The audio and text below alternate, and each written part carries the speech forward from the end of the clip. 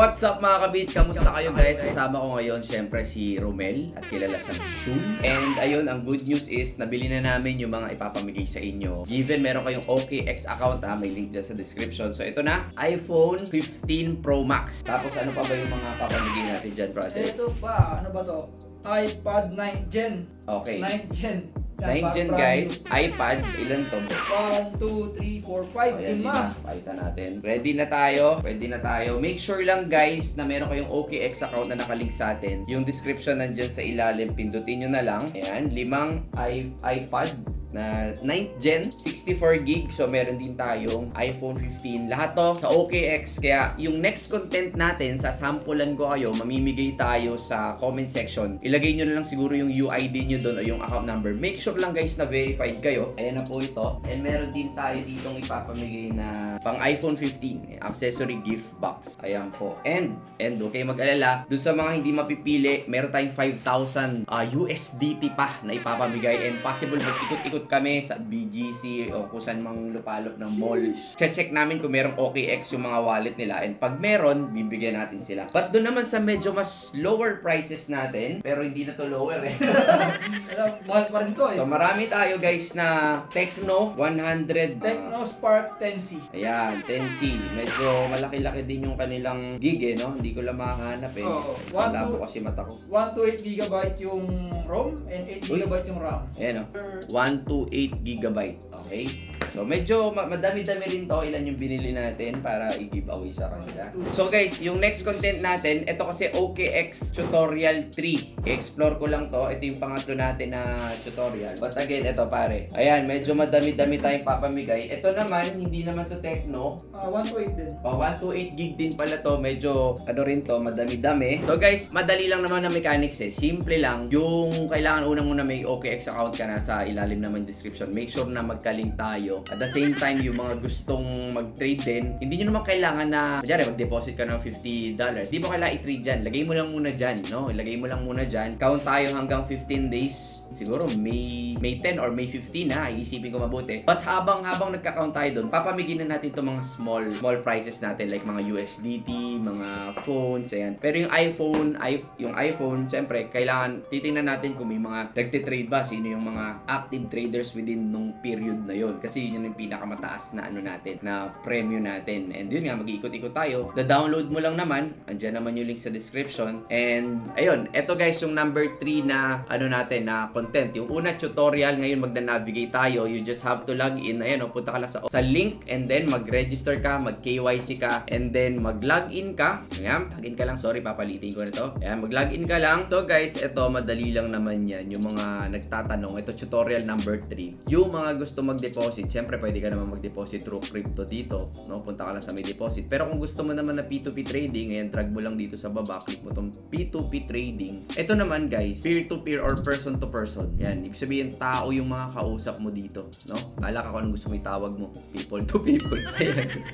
So, pwede ka din dito bumili. Ayan. So, si OKX yung nagmi-mediate. Ano yung gusto mong bilhin? Kunyari, gusto mong bumili ng Bitcoin. Kaya lang, ang ipapambili mo syempre is USDT. So, kailangan mo maghanap dito ng USDT sa presyo na gusto mo na pasok sa'yo, or ano yung mga bangko na meron ka. Ayan o, si IMB, meron ditong bank transfer, kung anong bangko gusto mo. Ibig sabihin, ta-transfer mo muna yung pera sa kanila, and then, tsaka nila i-release. But huwag ka mag-alala kasi i-mediate naman yan ni OKX. Ibig sabihin, kailangan na, kumbaga, may deposit muna yung pera, and then, pag na-confirm na ng tao na pumasok, tsaka i-release naman din ni OKX. Pag hindi yan ni-release, yari yung isa, at mapapasok pa rin naman sa'yo yung USDT. Hindi pwedeng hindi. Kasi may screenshot ka rin naman nun. Kaya importante guys yung mga screenshot. So, pwede ka dito magpasok, no? Kung gusto mong bumili ng USDT. Mas madali, no? Ayan, no? May mga bank transfer, may cash deposit to bank, China Bank. So, halos lahat nandito, no? Kita mo naman, may mga Shopee Pay pa, BDO, GCash, ikaw bahala kung anong trip mo. Pumili ka na lang dyan. So, yun. Kaya, pag meron ka na, that's the only time na pwede ka nang pumunta dito. Yan. And then, pwede ka dito sa trade. Taka sa trade, pwedeng spot. Again, ulitin ko, yung spot, bibili ka lang ng crypto. Hindi mo iti-trade. Hindi siya futures. Ibig sabihin, sabihin, hindi siya pwedeng masunog o maliquidate pa dito sa spot kasi ang idea is bumili ka lang ng Bitcoin at hawak-hawak mo lang yung sa wallet mo. But sa futures naman guys, ito naman syempre yung mas risky or may leverage na kasi tinatawag. So kumbaga, kailangan dito professional ka na or marunong ka na talaga, inaral mo kung paano mag-trade. Yun yung tipong alam mo mag-technical analysis, alam mo bumasa ng fundamentals before you enter sa mga ganitong platform or sa futures trading. Ayan sinasabihan ko na kayo. Now, pagdating naman sa withdrawal, sobrang dali lang. So, punta ka dito sa assets mo. Teka, lilipat ko lang yung pagmumukha namin ni Romel. So, ayan. Pag sa assets mo, withdraw naman. Actually, na-discuss na natin to nung tutorial 2, di ba? So, nasa 3 na tayo. So, dito naman, paano nag-withdraw? Saka lang dito sa withdraw. And then, pwede kang mamili kung anong wallet or crypto yung gusto mo. Pagdating dito, guys, let's say USDT yung gusto mong withdrawin, pwede kang mamili kung ano yung mga network na gusto mo. Pili tayo and then next. So, ito yung network. Pwede kang pumili. Ibig sabihin ng network, guys, lalo na sa mga newbies, ano yung gagamitin mo na way, no? O tulay kung paano maita-transfer yung USDT mo. So, nagva-vary siya, no? Depende sa fees. Yung TRC, $1 lang. Like itong ERC, nasa 3.8, no? May Polygon, Solana, bahala ka. Pero ako kasi, guys, usually, ang ginagamit ko dito is TRC20 pag nagta-transfer ako. So, make sure lang pag mag-withdraw kayo, same address yung dedepositohan ninyo. Let's say, gumagamit ka ng MetaMask wallet or kung anong wallet dyan, dapat TRC20 din yung network. TRC to TRC. Yan So, ito guys, tutorial muna tayo. So, example, kunyari, magpipaste ako dito ng address kung ilan yung gusto kong i-withdraw. Let's say, $100. Again, make sure yung address na yan is TRC20 rin. Ayan. Kunyari, ako, ito yung nilagay kong verified wallet address ko. Teka, natatakpan niya. Ayan. So, yan yung nilagay ko. Diyan papasok yung withdraw ko. But, kung gusto mo naman na i-encash, again, bumalik ka ron sa P2P. May selling dun. Kanina, bumibili ka ng USDT, di ba? So, pwede mo ring i-sell.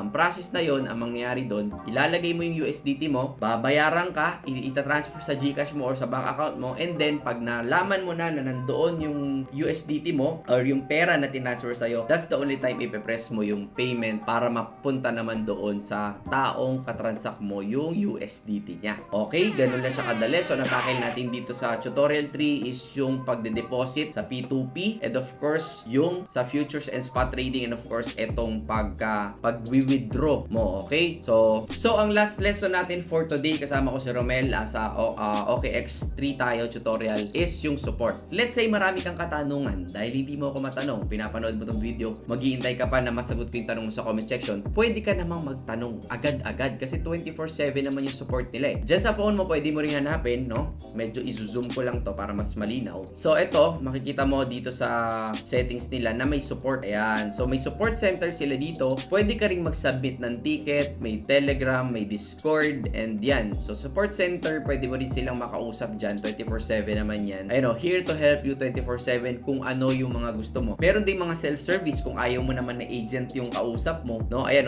kung ano yung mga gusto mong malaman, deposit, wala pa yung withdrawal mo, no? Ang dami rito. Gusto mo mag-change ng email, gusto mo mag-freeze ng account, mag-close ng account, reset yung password mo, i-reset mo, and marami pang iba, no? Dito sa support yan, no? So, medyo tumatagal na yung video natin dito sa 3. Mabilisan lang naman to. Meron pa tayo guys, hanggang 10 lang naman tong tutorial na to para ma-navigate mo ng todo at malaman natin kung paano ba tayo talaga magbe-benefit dito sa OKX platform. So, kita-kita tayo guys. Make sure lang din na yung mga UID ninyo na nakakapag KYC na kayo or na-verify yung account ninyo, lagay nyo na lang dyan sa comment section para malaman namin at kung sino mabibigyan nito mga gadgets na ipapamigay natin at yung 5,000 USDT na ita-transfer sa mga mapili. So, yun lang guys. Masaya to.